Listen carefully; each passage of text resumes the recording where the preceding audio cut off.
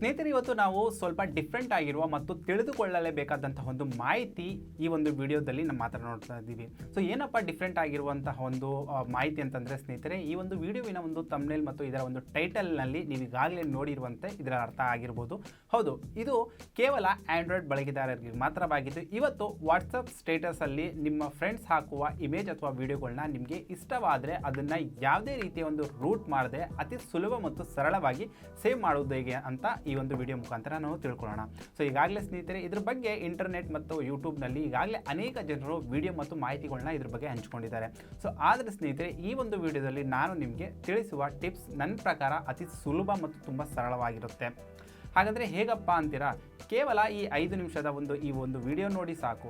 Video ಶುರು ಮಾಡೋಕ್ಕೂ ಮುಂಚೆ ನೀವಿನ್ನೂ ಡಿಜಿಟ್ ಕನ್ನಡ ಚಾನೆಲ್ನ ಸಬ್ಸ್ಕ್ರೈಬ್ ಮಾಡಿಲ್ಲ ಅಂದರೆ ಈಗಲೇ ಸಬ್ಸ್ಕ್ರೈಬ್ ಮಾಡ್ಕೊಳ್ಳಿ. ಜೊತೆಗೆ ಡಿಜಿಟ್ ಕನ್ನಡ ಈಗ ಫೇಸ್ಬುಕ್, ಟಿಕ್ಟಾಕ್, ಇನ್ಸ್ಟಾಗ್ರಾಮ್ ಮತ್ತು ಹೆಲೋ ಅಪ್ಲಿಕೇಶನ್ಗಳಲ್ಲಿ ಸಹ ನೀವು ಫಾಲೋ ಮಾಡ್ಬೋದು. ಸ್ನೇಹಿತರೆ, ನಿಮಗೊಂದು ಮಾತು ಹೇಳಲು ನಾನು ಇಲ್ಲಿ ಇಷ್ಟಪಡ್ತೀನಿ. ಏನಪ್ಪ ಅಂತಂದರೆ, ವಾಟ್ಸಪ್ ಅಕೌಂಟ್ ಸ್ಟೇಟಸಲ್ಲಿ ಬರುವ ಯಾವುದೇ ಇಮೇಜ್ ಅಥವಾ ವಿಡಿಯೋಗಳನ್ನ ನೀವು ಸೇವ್ ಮಾಡ್ಕೋಬೇಕು ಅಂತ ಇಷ್ಟಪಟ್ಟರೆ ಅದರ ಒಂದು ಕನ್ಸರ್ನ್ ವ್ಯಕ್ತಿ ಅಂದರೆ ಯಾರ ಒಂದು ಸ್ಟೇಟಸ್ ವಿಡಿಯೋ ಫೋಟೋಗಳನ್ನ ನೀವು ಡೌನ್ಲೋಡ್ ಮಾಡ್ಕೊಬೇಕು ಅಂತ ಇಷ್ಟಪಡ್ತೀರಾ ಆ ಒಂದು ವ್ಯಕ್ತಿಯ ಅನುಮತಿ ಪಡೆಯೋದು ತುಂಬ ಉತ್ತಮವಾಗಿರುತ್ತೆ. ಸೊ ಹಾಗಾದರೆ ನಡೀರಿ ಈ ಒಂದು ವಿಡಿಯೋ ಬಗ್ಗೆ ನಾವು ಮಾತಾಡೋಣ.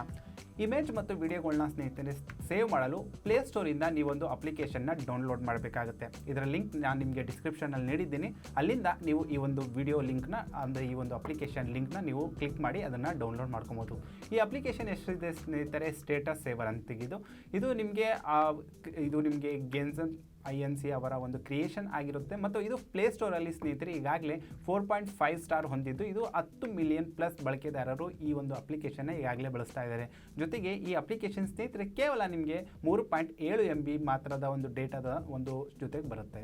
ಸೊ ಸ್ನೇಹಿತರೆ, ಈ ಒಂದು ಅಪ್ಲಿಕೇಶನ್ ನೀವು ಡೌನ್ಲೋಡ್ ಮಾಡಿದ್ಮೇಲೆ ನಿಮಗೆ ಇದನ್ನು ಓಪನ್ ಮಾಡಬೇಕಾಗುತ್ತೆ. ನನ್ನ ಹತ್ರ ಈ ಒಂದು ಓಪನ್ ಮಾಡುವಂಥ ಒಂದು ಆಪ್ಷನ್ ಬಂದಿದೆ. ಇದನ್ನು ಓಪನ್ ಮಾಡಿದ್ಮೇಲೆ ಸ್ನೇಹಿತರೆ ನಿಮಗೆ ಫಸ್ಟ್ ಒಂದು ಆಪ್ಷನ್ ಕೇಳುತ್ತೆ ಗ್ರಾಂಟ್. ಸೊ ಇದನ್ನು ನೀವು ಗ್ರಾಂಟ್ ಮಾಡಬೇಕಾಗುತ್ತೆ. ಅದಾದಮೇಲೆ ನಿಮ್ಮ ಮುಂದಿನ ಸ್ಟೆಪ್ ಏನಪ್ಪ ಅಂತಂದರೆ, ಈಗ ಹೊಸದಾಗಿ ವಾಟ್ಸಪ್ ಯಾವ ರೀತಿಯ ಒಂದು ಅಪ್ಡೇಟ್ಗಳನ್ನ ಕೊಟ್ಟಿದೆ ಸೊ ಅದು ನಿಮಗೆ ಬರುತ್ತೆ. ಸೊ ಅದನ್ನು ಸಹ ನೀವು ಅಲೋ ಮಾಡಬೇಕಾಗುತ್ತೆ.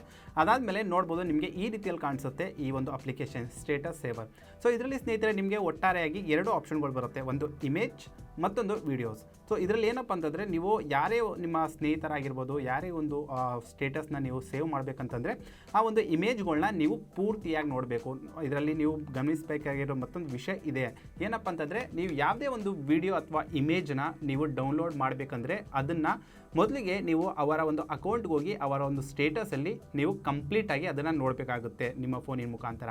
ಸೊ ಅದು ಕಂಪ್ಲೀಟ್ ಆದಮೇಲೆ ಅದು ಈ ಒಂದು ಸ್ಟೇಟಸ್ ಸೇವರಲ್ಲಿ ಸೇವ್ ಆಗುತ್ತೆ. ಒಂದು ವೇಳೆ ಇಮೇಜ್ಗೆ ನೀವು ಸೇವ್ ಮಾಡ್ಕೊಬೇಕಂದ್ರೆ ಆ ಒಂದು ಯಾವುದೇ ಒಂದು ಇಮೇಜ್ನ ನೀವು ಪೂರ್ತಿಯಾಗಿ ನೋಡಾದಮೇಲೆ ನೀವು ಇಮೇಜ್ ಮೇಲೆ ಕ್ಲಿಕ್ ಮಾಡ್ಬೋದು. ಅಥವಾ ಯಾವುದೇ ಒಂದು ವಿಡಿಯೋ ನೀವು ಸೇವ್ ಮಾಡಬೇಕು ಅಂತ ಇಷ್ಟಪಟ್ಟರೆ ಆ ಒಂದು ವಿಡಿಯೋನ ನೀವು ಕಂಪ್ಲೀಟಾಗಿ ಅಲ್ಲಿ ನೋಡಬೇಕಾಗುತ್ತೆ. ಅದು ಕಂಪ್ಲೀಟಾಗಿ ನೋಡಾದಮೇಲೆ ನೀವು ಸ್ಟೇಟಸ್ ಸೇವರ್ಗೆ ಬಂದರೆ ಇಲ್ಲಿ ಸಹ ಅದೇ ಒಂದು ವಿಡಿಯೋ ಇಲ್ಲಿ ಅವೈಲೇಬಲ್ ಆಗುತ್ತೆ. ಸೊ ಯಾವುದೇ ಒಂದು ರೀತಿಯ ಒಂದು ವಿಡಿಯೋ ಅಥವಾ ಒಂದು ಆ ಇಮೇಜ್ಗಳನ್ನ ನೀವು ಸೆಲೆಕ್ಟ್ ಮಾಡ್ಕೊಬೇಕು ಅಂದರೆ ಡೌನ್ಲೋಡ್ ಮಾಡಬೇಕು ಅಂತ ಇಷ್ಟಪಡ್ತೀರಾ ಅದನ್ನು ನೀವು ಸೆಲೆಕ್ಟ್ ಮಾಡಿ ಇಲ್ಲಿ ನೋಡ್ಬೋದು ನಿಮಗೆ ಬಲಭಾಗದಲ್ಲಿ ಒಂದು ಪ್ಲಸ್ ಮಾರ್ಕ್ ಬರ್ತಾ ಇದೆ. ಈ ಪ್ಲಸ್ ಮಾರ್ಕ್ ಮೇಲೆ ನೀವು ಕ್ಲಿಕ್ ಮಾಡಿದ್ರೆ ಇಲ್ಲಿ ಒಂದು ಆಪ್ಷನ್ ಬರುತ್ತೆ ಸೇವ್.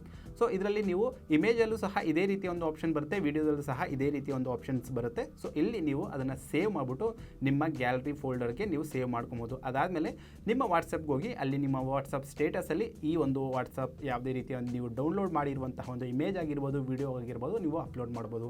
ಸೊ ಈ ರೀತಿಯಲ್ಲಿ ನೀವು ತುಂಬ ಸುಲಭವಾಗಿ ಮತ್ತು ಸರಳವಾಗಿ ಯಾರೇ ಒಂದು ಸ್ಟೇಟಸ್ನ ವಾಟ್ಸಪ್ ಹಾಕಿದ್ರೂ ಸಹ ಸ್ನೇಹಿತರೆ ಅವರ ಒಂದು ಅನುಮತಿ ಪಡ್ಕೊಂಡು ಅದನ್ನು ನೀವು ಡೌನ್ಲೋಡ್ ಮಾಡಿಬಿಟ್ಟು ಅಥವಾ ನೀವು ಅದನ್ನು ಯಾವುದೇ ರೀತಿಯ ಈಗ ಇಮೇಜ್ಗಳಲ್ಲಿ ಏನಪ್ಪ ಅಂತಂದರೆ ನೀವು ನಾರ್ಮಲಾಗಿ ಸ್ಕ್ರೀನ್ಶಾಟ್ ಮಾತ್ರ ನೀವು ತಗೋಬೋದಾಗಿತ್ತು. ಆದರೆ ವೀಡಿಯೋಗಳಿಗೋಸ್ಕರ ಈ ಒಂದು ಅಪ್ಲಿಕೇಶನ್ ಮುಖಾಂತರ ಡೌನ್ಲೋಡ್ ಮಾಡಿ ನಿಮ್ಮ ವಾಟ್ಸಪ್ಪಲ್ಲಿ ನೀವು ಇದನ್ನು ಬಳಸ್ಬೋದು. ಸೊ ಇದು ತುಂಬ ಸರಳ ಮತ್ತು ಸುಲಭ ಅನಿಸುತ್ತೆ ಸ್ನೇಹಿತರೆ, ಯಾಕಂದರೆ ಈ ರೀತಿಯ ಒಂದು ಮಾಹಿತಿ ನಾನು ಕೊಡಬೇಕು ಅನ್ನಿಸ್ತು, ಅದಕ್ಕಾಗಿ ಈ ಒಂದು ವಿಡಿಯೋ ಮಾಡಿದ್ದೀನಿ. ಸೊ ಇದೇ ರೀತಿಯ ಒಂದು ವಿಡಿಯೋಗಳಿಗಾಗಿ ನೀವು ಡಿಜಿಟ್ ಕನ್ನಡ ಯೂಟ್ಯೂಬ್ ಚಾನಲ್ನ ಸಬ್ಸ್ಕ್ರೈಬ್ ಮಾಡ್ಕೊಳ್ಳಿ ಮತ್ತು ಫೇಸ್ಬುಕ್ಕಲ್ಲಿ ಸಹ ಫಾಲೋ ಮಾಡ್ತಾಯಿರಿ.